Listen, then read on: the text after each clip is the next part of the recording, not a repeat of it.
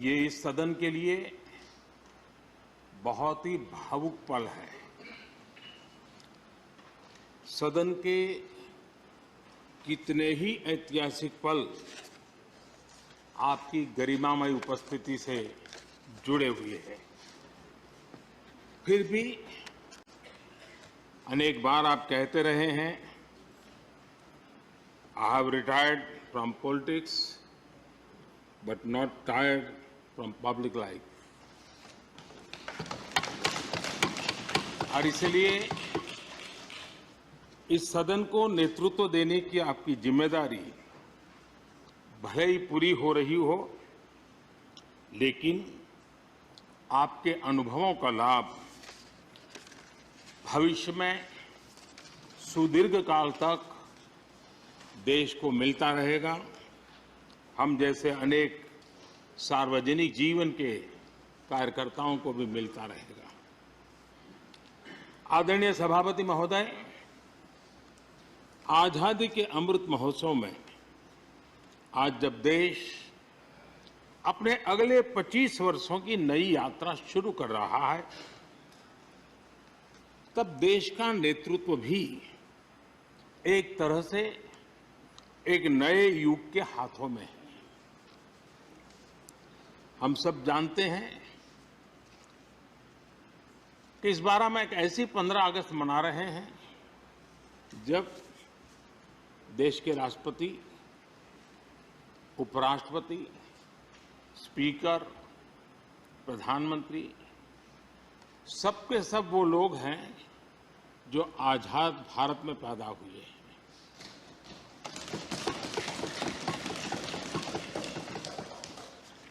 और सबके सब बहुत ही साधारण पृष्ठभूमि से आते हैं। मैं समझता हूं उसका अपना एक सांकेतिक महत्व है, साथ में देश के नए युग का एक प्रतीक भी है। आदरणीय सभापति महोदय, आप तो देश के एक ऐसे उपराष्ट्रपति हैं जिसने अपनी सभी भूमिकाओं में हमेशा युवाओं के लिए काम किया है। आपने सदन में भी हमेशा युवा सांसदों को आगे बढ़ाया, उन्हें प्रोत्साहन दिया। आप लगातार युवाओं के संवाद के लिए यूनिवर्सिटीज और इंस्टीट्यूशंस लगातार जाते रहे हैं। नई पीढ़ी के साथ आपका एक निरंतर कनेक्ट बना हुआ है और युवाओं को आपका मार्गदर्शन भी मिला है और युवा भी आपको मिलने के लिए हमेशा उत्सुक रहे हैं। इन सभी संस्थानों में आपकी लोकप्रियता भी बहुत रही है। मुझे बताया गया कि वाइस प्रेसिडेंट के रूप में आपने सदन के बाहर जो भाषण दिए, उनमें करीब 25% युवाओं के बीच में रहे हैं। ये भी अपने आप में एक बहुत बड़ी बात है। आदरणीय सभापति महोदय, व्यक्तिगत रूप से मेरा ये सौभाग्य रहा है कि मैंने बड़े निकट से आपको अलग अलग भूमिकाओं में देखा है। बहुत सारी आपकी भूमिका ऐसी भी रही जिसमें आपके साथ कंधे से कंधा मिलाकर कार्य करने का भी मुझे सौभाग्य मिला है। पार्टी कार्यकर्ता के रूप में आपकी वैचारिक प्रतिबद्धता रही हो, एक विधायक के रूप में आपका कामकाज हो, सांसद के रूप में सदन में आपकी सक्रियता हो, भारतीय जनता पार्टी के अध्यक्ष के रूप में आपका सांगठनिक कौशल्य और लीडरशिप की बात हो, कैबिनेट मंत्री के रूप में आपकी मेहनत नवाचार का आपका प्रयास और उससे प्राप्त सफलताएं देश के लिए बहुत उपकारक रही है। या फिर उपराष्ट्रपति और सदन में के सभापति के रूप में आपकी गरिमा और आपकी निष्ठा। मैंने आपको अलग अलग जिम्मेदारियों में बड़े लगन से काम करते हुए देखा है। आपने कभी भी किसी भी काम को बोझ नहीं माना। आपने हर काम में नए प्राण फूंकने का प्रयास किया है। आपका जज्बा, आपकी लगन हम लोगों ने निरंतर देखी है। मैं इस सदन के जरिए प्रत्येक माननीय सांसद और देश के हर युवा से कहना चाहूंगा कि वो समाज, देश और लोकतंत्र के बारे में आपसे बहुत कुछ सीख सकते हैं।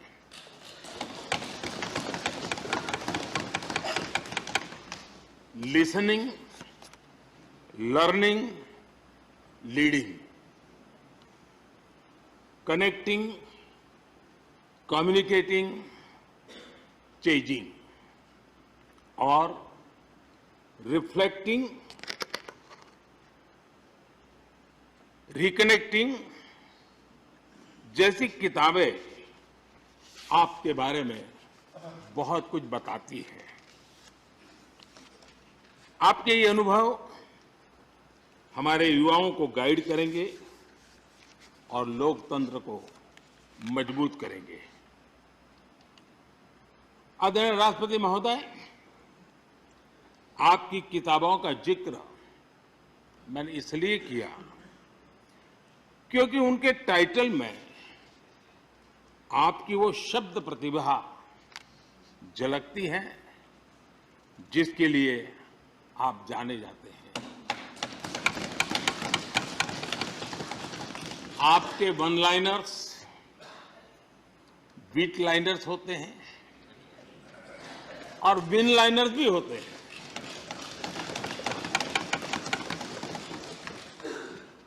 यानी उसके बाद कुछ और कहने की जरूरत ही नहीं रह जाती।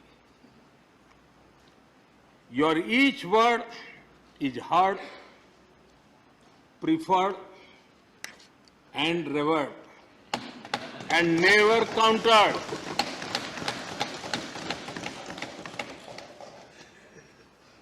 कैसे कोई अपनी भाषा की ताकत के रूप में और सहजता से इस सामर्थ्य के लिए जाना जाए और उस कौशल से स्थितियों को दिशा मोड़ने का सामर्थ्य रखे। सचमुच में आपके इस सामर्थ्य को मैं बधाई देता हूं। साथियों, हम जो भी कहते हैं वो महत्वपूर्ण तो होता ही है, लेकिन जिस तरीके से कहते हैं उसकी अहमियत ज्यादा होती है। किसी भी संवाद की सफलता का पैमाना यही है कि उसका गहरा इम्पैक्ट हो, लोग उसे याद रखें और जो भी कहें उसके बारे में लोग सोचने के लिए मजबूर हो। अभिव्यक्ति की इस कला में वेंकैया जी की दक्षता, उस बात से हम सदन में भी और सदन के बाहर देश के सभी लोग भली भांति परिचित हैं। आपकी अभिव्यक्ति का अंदाज जितना बेबाक है उतना ही बेजोड़ भी है। आपकी बातों में गहराई भी होती है, गंभीरता भी होती है, वाणी में बीट भी होता है और वेट भी होता है, वार्मथ भी होता है और विजडम भी होता है। संवाद का आपका तरीका ऐसे ही किसी बात के मर्म को छू जाता है और सुनने में मधुर भी लगता है। आदरणीय सभापति महोदय, आपने दक्षिण में छात्र राजनीति करते हुए अपना राजनीतिक सफर शुरू किया था। तब लोग कहते थे कि जिस विचारधारा से आप जुड़े थे उसका और उस पार्टी का निकट भविष्य में तो दक्षिण में कोई सामर्थ्य नजर नहीं आता है, लेकिन आप एक सामान्य विद्यार्थी कार्यकर्ता से यात्रा शुरू करके और दक्षिण भारत से आते हुए उस पार्टी के राष्ट्रीय अध्यक्ष के शीर्ष पद तक पहुंचे। ये आपकी एक अविरत विचार निष्ठा, कर्तव्य निष्ठा और कर्म के प्रति समर्पण भाव का प्रतीक है। अगर हमारे पास देश के लिए भावनाएं हो, बात कहने की कला हो,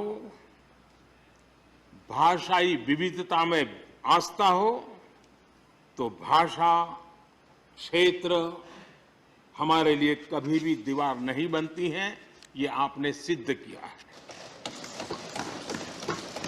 आदरणीय सभापति महोदय,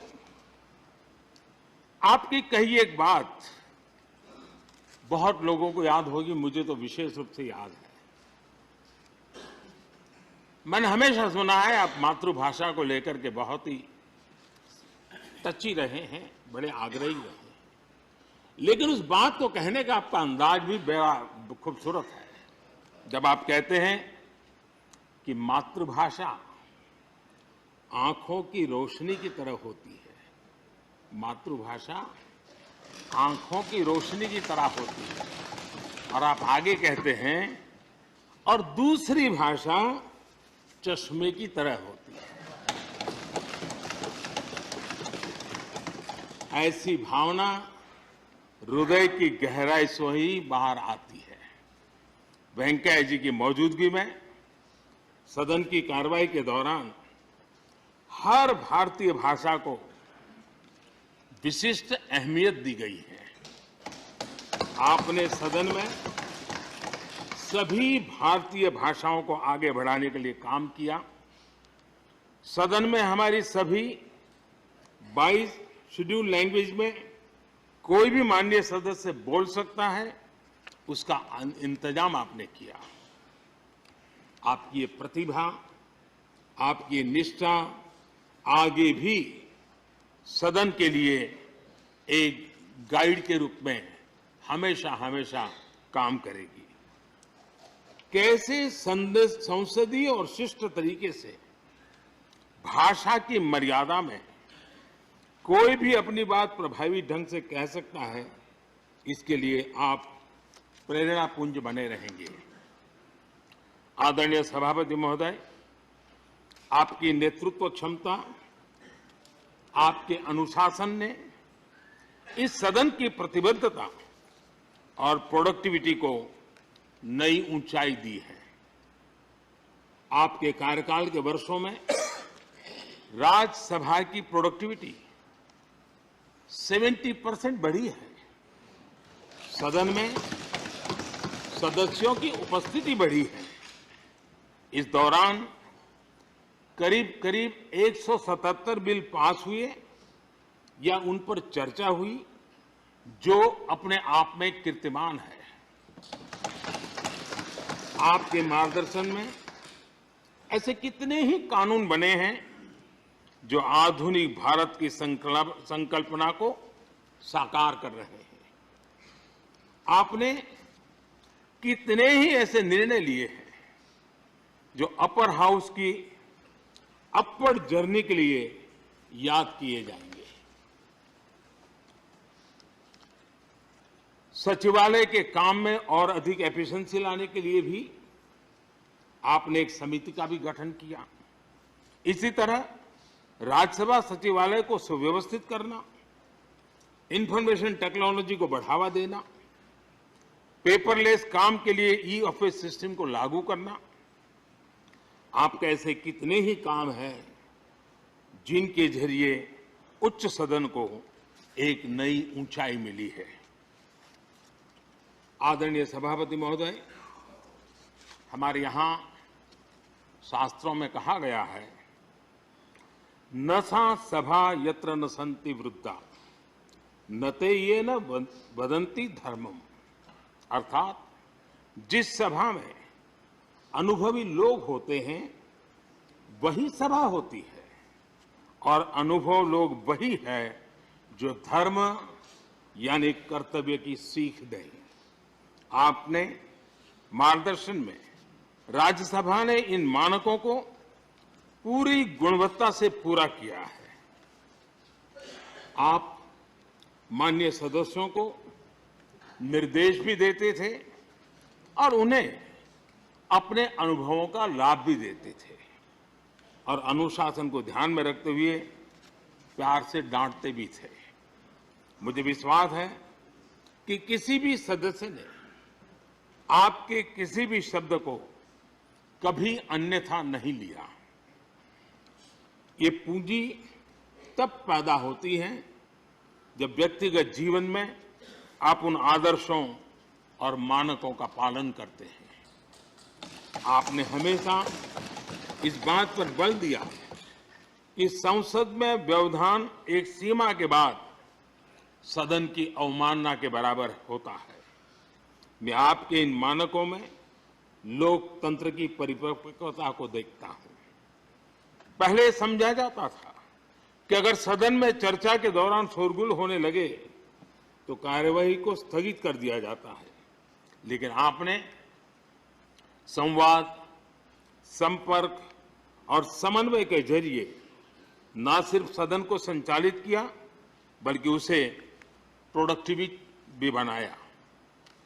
सदन की कार्यवाही के दौरान जब सदस्यों के बीच कभी टकराव की परिस्थिति पैदा होती थी तो आपसे बार बार सुनने को मिलता था, let the government propose, let the opposition oppose and let the house dispose.